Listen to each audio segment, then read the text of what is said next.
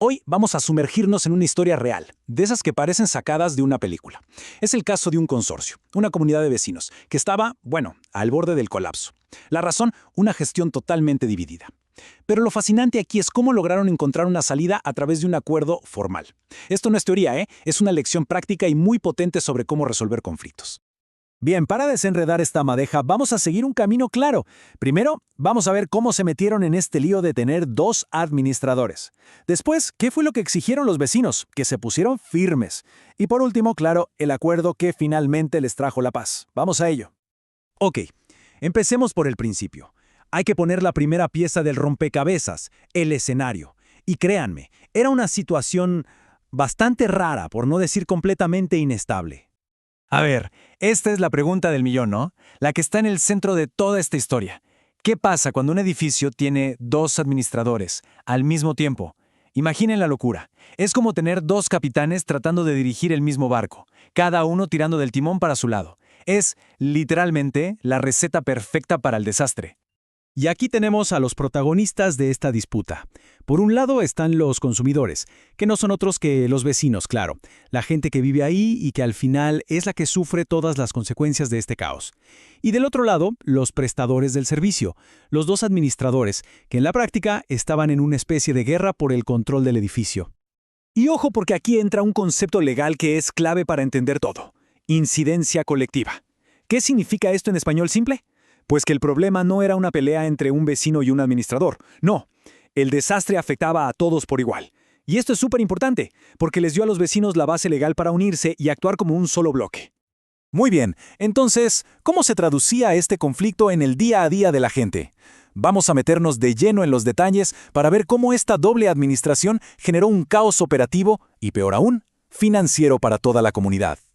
El documento legal es clarísimo sobre las consecuencias de este desorden. Había de todo, gestiones que se contradecían, imagínense, un administrador decía pinten de blanco y el otro pinten de gris. Tareas que se hacían por duplicado, los vecinos por su parte estaban divididos, unos le pagaban a uno, otros al otro, los proveedores ya no sabían a quién hacerle caso, y el golpe final, doble gasto. Se pagaba 2 veces por lo mismo, el edificio estaba básicamente paralizado. Y miren esta frase. No es una interpretación, está sacada tal cual del acuerdo legal. Resume el problema de una forma brutal y directa. El propio documento reconoce que la situación estaba generando doble gasto o sencillamente entorpeciendo todo. Más claro, imposible. Pero claro, frente a semejante caos, los vecinos no se iban a quedar de brazos cruzados. Llegó un punto en que dijeron basta. Se organizaron y presentaron una exigencia muy, muy clara. Y aquí es donde la historia se pone interesante. Porque los vecinos no solo se quejaron, no señor, propusieron una solución. Un plan de 3 pasos súper lógico y directo al grano. Primero, que los dos administradores dejaran de actuar, pero ya. Segundo, convocar una asamblea formal con todos los dueños. Y tercero, el paso clave, que en esa asamblea se eligiera un administrador nuevo, uno solo y que fuera neutral. Y acá hay un detalle de negociación muy astuto. Los administradores aceptaron el plan, pero ojo, sin admitir directamente que era su culpa. Simplemente reconocieron que la situación era negativa y que, sí, esto era insostenible. Fue una movida estratégica. Vieron que el plan de los vecinos era la única salida razonable y se subieron al barco. Bueno, todo esto nos lleva al corazón del asunto, el acuerdo de conciliación.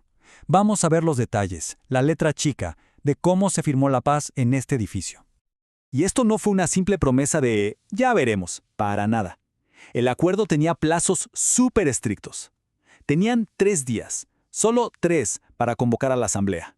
Y un máximo de 10 días para que esa asamblea se hiciera. Y quizá la cláusula más importante de todas. Los dos administradores salientes tenían prohibido postularse de nuevo por un año completo. Una especie de periodo de enfriamiento obligatorio. Para que todo esto funcionara, obviamente había que definir quién se hacía cargo de qué y quién pagaba qué. Quedó muy claro. Los vecinos se encargaban de la logística, o sea, repartir las notificaciones de la asamblea y todo eso. Mientras tanto, los administradores tenían que pagar los costos del conciliador y sus propios abogados. Todo bien repartido para que no hubiera excusas. Claro, un acuerdo en papel es una cosa, pero ¿qué pasa si alguien no cumple? Un acuerdo sin consecuencias reales no sirve de mucho. Así que veamos qué fue lo que le dio dientes a este pacto, su verdadera fuerza legal. Y acá viene otra palabra clave: homologación.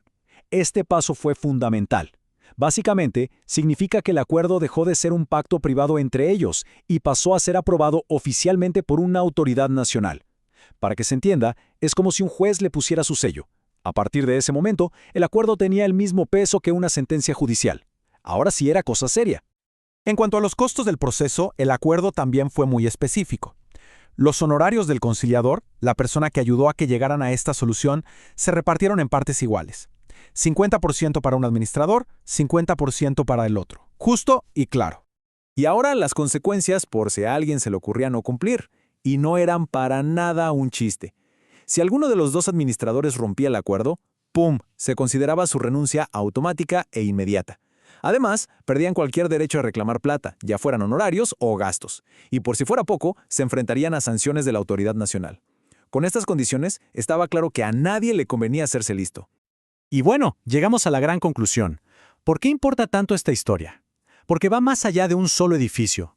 Lo que nos muestra es que hay un camino estructurado, legal, para que las comunidades puedan resolver sus propios problemas internos, por más complejos que sean, sin tener que meterse en batallas judiciales que duran años y cuestan una fortuna. Al final, este caso de éxito nos deja con una pregunta flotando en el aire, ¿no? Viendo lo bien que funcionó aquí, ¿es la conciliación formal la mejor herramienta que tenemos para resolver los conflictos en nuestras comunidades?